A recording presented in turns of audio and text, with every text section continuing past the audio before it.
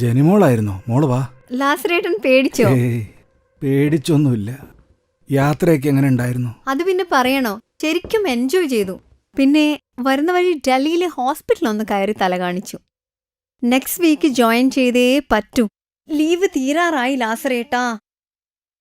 മോള് പോയിട്ടിപ്പോ 2 മാസത്തോളം ആയില്ലേ? അതെ, വിശേഷങ്ങളൊക്കെ പിന്നെ പറയാട്ടോ. പപ്പ എവിടെ? പപ്പാ? ലാസറേട്ടാ, പപ്പ ഇവിടെ ഇല്ലേ? അതോ ആള് എസ്റ്റേറ്റിലാണോ? അത് മോളെ. എന്താ ലാസറേട്ടൻ ഒന്നും മിണ്ടാത്തേ? എന്തു പറ്റി ലാസറേട്ടൻ? പപ്പ, പപ്പ, ലാസറേട്ടാ, എന്താ എന്റെ പപ്പയ്ക്ക് പറ്റിയത്? കഴിഞ്ഞ മാസം ചുരത്തിൽ വെച്ചൊരു ആക്സിഡന്റ്. ഹോസ്പിറ്റലിലെത്തിയപ്പോഴേക്കും. എന്നിട്ട് എന്താ എന്നെ അറിയിക്കാഞ്ഞേ? മോളെ അറിയിക്കാൻ എല്ലാ വഴിക്കും ഞങ്ങൾ ശ്രമിച്ചു. മോളെ പിന്നെ ഒരു പോക്ക് പോയാൽ വേറെ ഒരു വിവരമില്ലല്ലോ.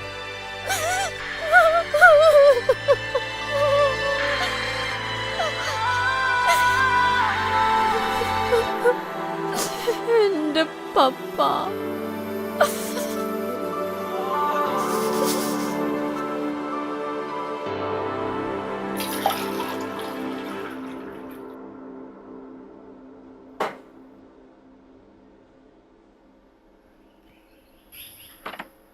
ജനിക്കുഞ്ഞേ, ജനിക്കുഞ്ഞേ.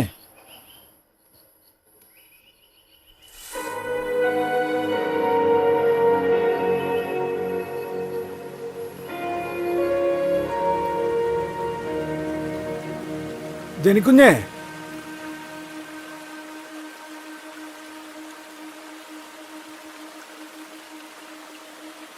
മോൾ ഇവിടെ വന്ന് നിൽക്കായിരുന്നോ? ചായ കുടിക്ക. അവിടെ വെച്ചേക്ക്, കുടിച്ചോളാം.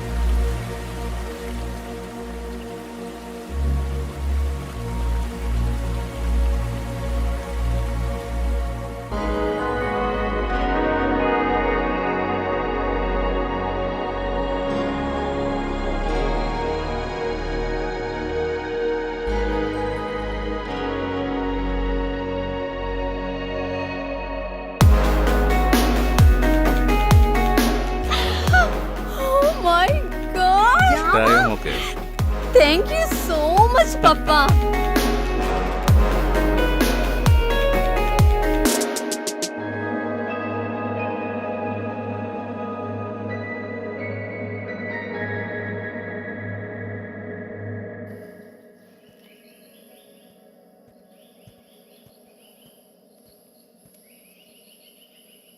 പപ്പ, ഞാൻ പോയി വരാം.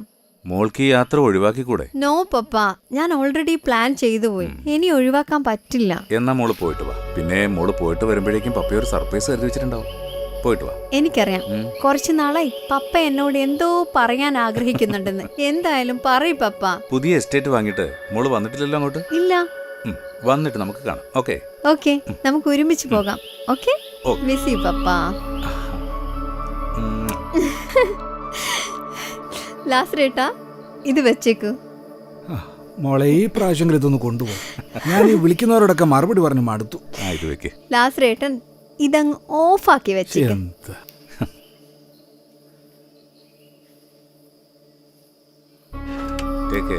Okay, by.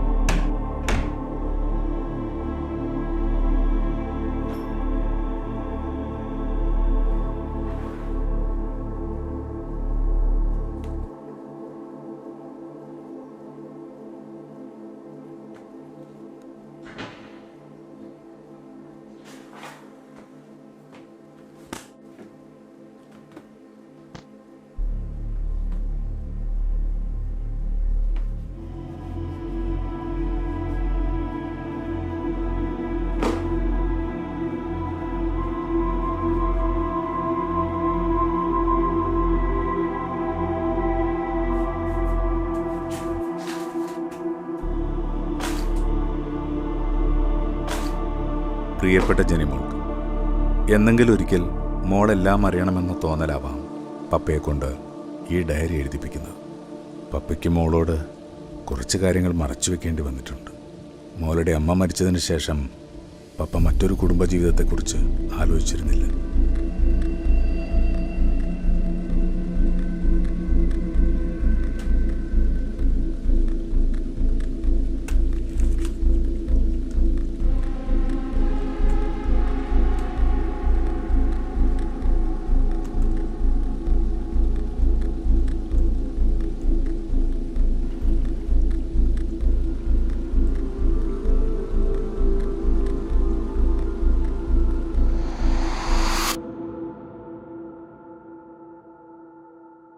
ലാസറേട്ടാ, എന്താ കുഞ്ഞേ, ഞാൻ ഒരിടം വരെ പോവുകയാണേ. വീണ്ടും യാത്ര പോവാണോ? അല്ല ചേട്ടാ, 2 ദിവസം കൊണ്ട് ഞാനിങ്ങെത്തും. ആ ശരി.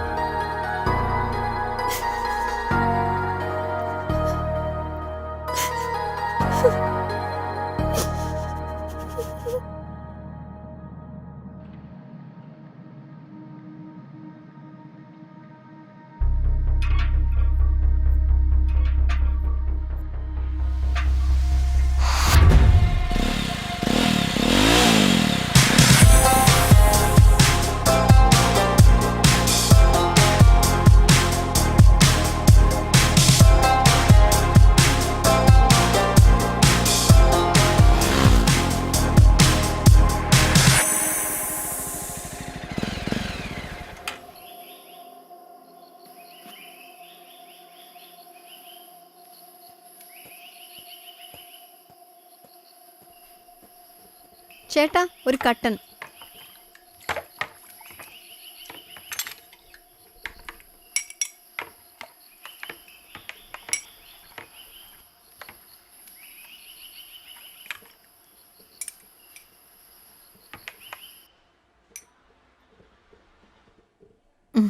ചേട്ടാ, ഈ പെരിഞ്ചീരി മലയ്ക്ക് ഇവിടുന്ന് എത്ര ദൂരമുണ്ട്? മലയിലേക്കാണോ? ഇവിടുന്ന് കുറച്ചധികം ദൂരമുണ്ട്. ആനയും കടവൊക്കെ ഇറങ്ങുന്ന സ്ഥലമാ, സൂക്ഷിച്ചു പോണം. ഓക്കേ.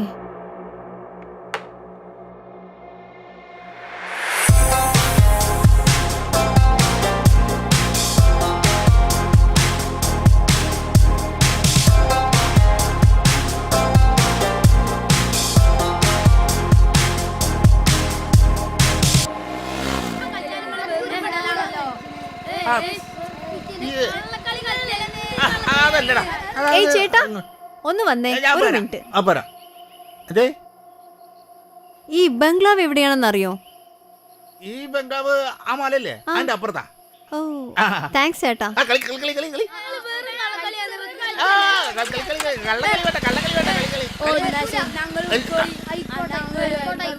ഞാനിങ്ങനെ കളിക്കാം, നിങ്ങൾ കളിച്ചാൽ മതി.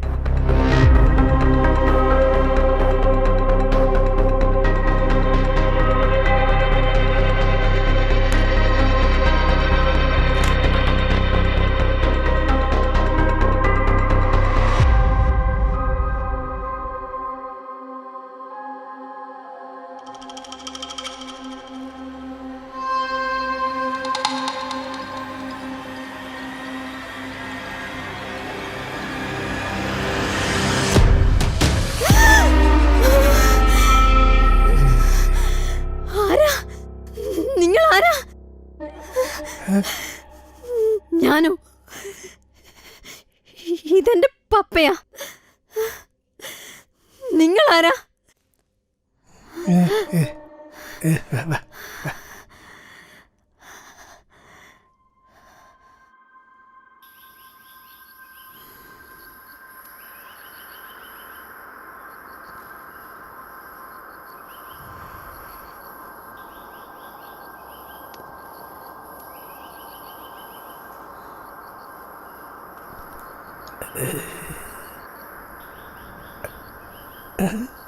ഉം? ഉം?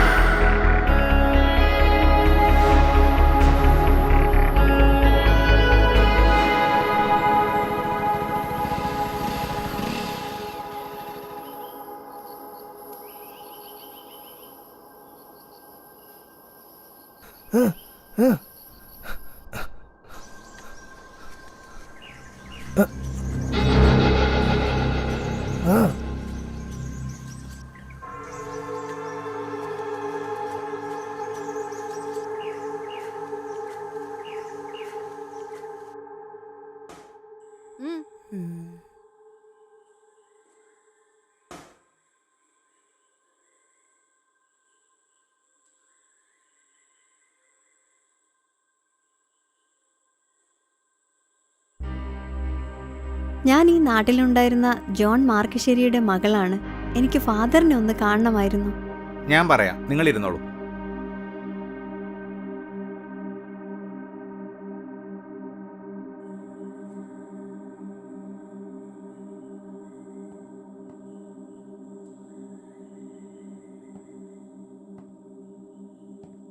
ഈശോ മിശിഹായ്ക്ക് സ്തുതിയായിരിക്കട്ടെ ഫാദർ. ഇപ്പോഴും എപ്പോഴും സ്തുതിയായിരിക്കട്ടെ.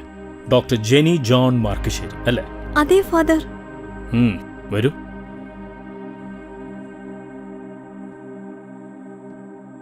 ജെനിവ, മോളുടെ പപ്പ മോളെക്കുറിച്ച് എന്നോട് ഒരുപാട് പറഞ്ഞിട്ടുണ്ട്. ജോണിന്റെ മരണം കുറച്ച് വൈകിയാണ് ഞാൻ അറിഞ്ഞത്. ഞാനൊരു യാത്രയിലായിരുന്നു ഫാദർ.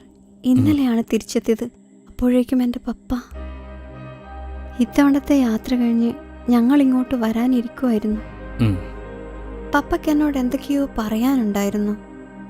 എന്നിൽ നിന്നും എന്തൊക്കെയോ മറച്ചു വെച്ചിരുന്നു. ഫാദറിന് അതിനെക്കുറിച്ച് എന്തെങ്കിലും? ജോണിന് മോൾക്കറിയാത്ത ഒരുപാട് ബന്ധങ്ങൾ ഈ നാടുമായിട്ടുണ്ടായിരുന്നു. 5 വർഷം മുമ്പാ ജോൺ ഇവിടെ വന്ന് പൂട്ടിക്കിടന്ന ഈ ബംഗ്ലാവും ഫാക്ടറിയൊക്കെ വാങ്ങിയത്. അതിലൂടെ ഒരുപാട് നാട്ടുകാർക്ക് ജോലി നൽകാനും പറ്റി. നാട്ടുകാരുടെ ഇടയിൽ ജോൺ വളരെ പോപ്പുലറായിരുന്നു. കുറച്ചു കാലം കഴിഞ്ഞപ്പോൾ ബംഗ്ലാവിലെ ജോലിക്കാരിയായ മേരിയെ കല്യാണം കഴിക്കുകയും അതിലവർക്കൊരു കുഞ്ഞുണ്ടാവുകയും ചെയ്തു. ഒരുപക്ഷെ ഇതൊക്കെയായിരിക്കും പറയാനുണ്ടായിരുന്നു. എന്നിട്ട് അവരും മോളും? മേരി വല്ലാതെ അപ്സെറ്റായിരുന്നു ജോണിന്റെ മരണത്തിന് ശേഷം. കുറച്ച് ദിവസം കഴിഞ്ഞപ്പോൾ മേരി വിഷം കഴിച്ച് ആത്മഹത്യ ചെയ്തു. അപ്പൊ മോളോ?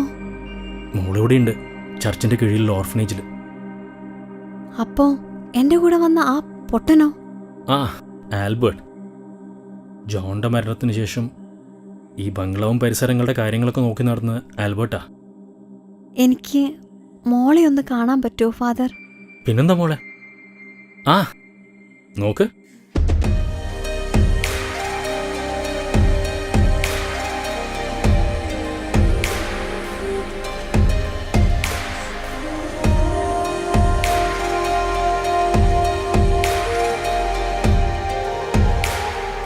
ആഹാ, മോൾക്ക് എങ്ങനെ അറിയാം ചേച്ചി? എനിക്കറിയാലോ എന്റെ ചേച്ചിയാണെന്ന്. മോൾ അതിന് ചേച്ചിയെ കണ്ടിട്ടുണ്ടോ? പപ്പ എപ്പോഴും കാണിച്ചു തരാറുണ്ട് ചേച്ചിന്റെ ഫോട്ടോ.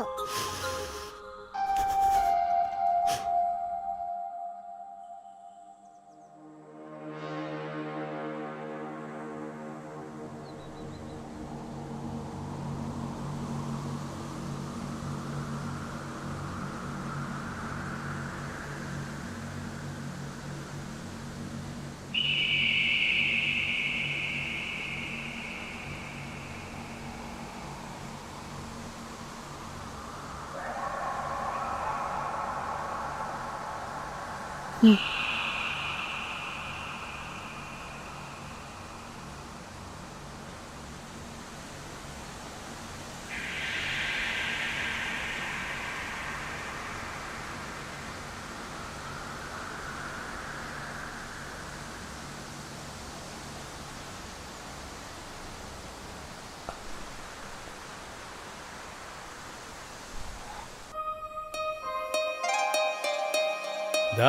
മോള് വന്നല്ലോ. എല്ലാവർക്കും കൊടുത്തോ മുട്ടായൊക്കെ? മൊത്തം കാലിയായല്ലോ. അപ്പൊ ഫാദറിനില്ലേ? മെറിൻ, ഇത് ഫാദറിന് കൊടുക്കൂ. ഉണ്ടല്ലോ.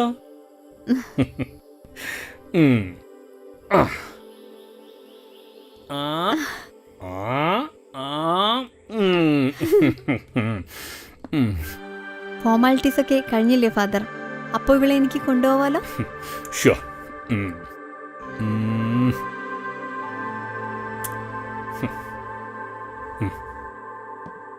എന്നാ പോവാ.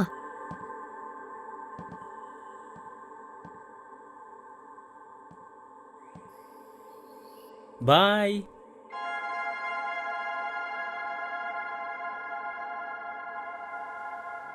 മലമുകളിലെ എസ്റ്റേറ്റ് വാങ്ങിയതിനു ശേഷം പപ്പയ്ക്ക് അവിടെ മറ്റൊരു കുടുംബം ഉണ്ടാവുകയായിരുന്നു. അതാണ് മേരിയും മെറിനും. പക്ഷെ ഇതെല്ലാം ഇനി നേരിൽ പറയാൻ അവസരം കിട്ടുമെന്ന് ഭയപ്പെട്ടു തുടങ്ങിയിരിക്കുന്നു. കഴിഞ്ഞ ദിവസം രാത്രിയിലുണ്ടായ സംഭവം എന്നെ വല്ലാതെ ഭയപ്പെടുത്തിയിരിക്കുന്നു.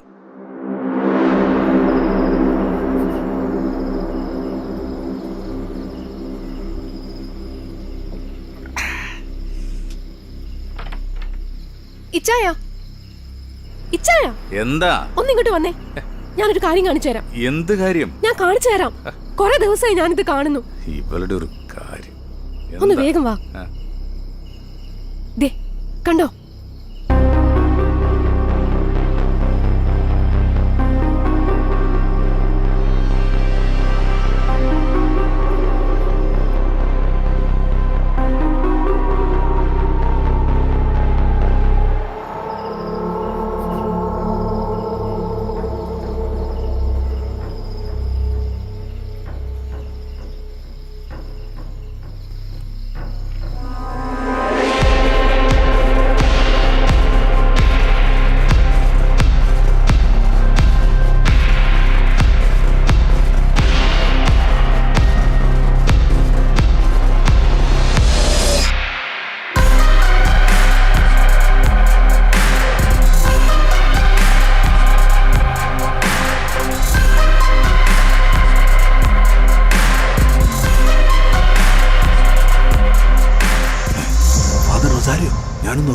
വേണ്ട, നമുക്ക് രാവിലെ ചോദിക്കാം.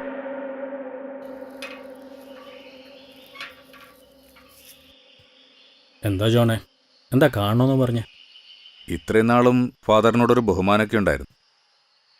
എന്നാൽ ഫാദർ ഇപ്പോൾ സെമിത്തേരിയുടെ മറവിൽ കാട്ടിക്കൂട്ടുന്നതൊക്കെ ഒരിക്കലും പുറത്തു തരാൻ കഴിയുന്നതല്ല. അപ്പോൾ ജോൺ എല്ലാം കണ്ടു. ഇനിയൊരു മുഖവരുടെ ആവശ്യമില്ലല്ലോ. ജോണേ, താനൊന്നും കണ്ടിട്ടുമില്ല, ഒന്നും കേട്ടിട്ടുമില്ല. അതല്ലേ നമുക്ക് രണ്ടുപേർക്കും നല്ലത്. ഭീഷണിയാണോ? അത് തനിക്ക് എങ്ങനെ വേണമെങ്കിലും എടുക്കാം. ഈ ഫാദർ റൊസാരിയോയുടെ ഒരു മുഖം മാത്രമേ ജോൺ കണ്ടിട്ടുള്ളൂ. റൊസാരിയോന് ഒരു മുഖം കൂടിയുണ്ട്. ജോൺ എൻ്റെ നല്ല സുഹൃത്ത്. എന്നെ ശത്രുവാക്കണോ? മേരി, ആ, ഇപ്പം ഞാൻ മലയിറങ്ങാണ്. തിരിച്ചു വരുമ്പോൾ ഫാദറിന് കൊടുക്കാനുള്ള എല്ലാ ഏർപ്പാടും ചെയ്തിട്ടേ ഞാൻ വരൂ. അത് മറക്കണ്ട.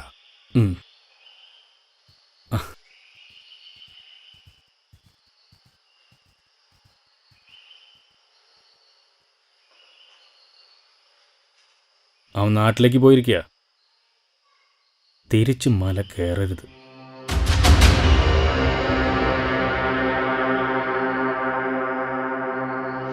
നമ്മുടെ ബംഗ്ലാവിനടുത്തുള്ള പള്ളി സെമിത്തേരിയിൽ ആ രണ്ടു ചെകുത്താന്മാർ പണത്തിന് വേണ്ടി അടക്കിയ പല ശവങ്ങൾക്കും ഞാൻ മറുപടി പറയിക്കും. അതിനു മുമ്പ് എനിക്ക് എന്തെങ്കിലും സംഭവിച്ചാൽ അതിനു പിന്നിൽ അവർ മാത്രമായിരിക്കും ഉത്തരവാദികൾ. അങ്ങനെ എന്തെങ്കിലും ഉണ്ടായാൽ മേരിയും മെറിനും നിന്റെ കൈകളിൽ സുരക്ഷിതരായിരിക്കുമെന്ന് പപ്പയ്ക്ക് ഉറപ്പുണ്ട്.